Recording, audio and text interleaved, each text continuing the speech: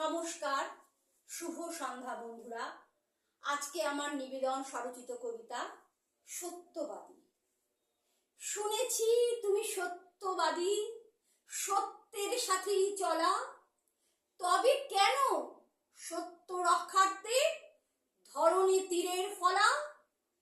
জুয়ার জালে জড়িয়ে যখন রাখলে বাজি ঘরণী, তখনই কি তোমার হৃদয় একটুও কাঁদেনি?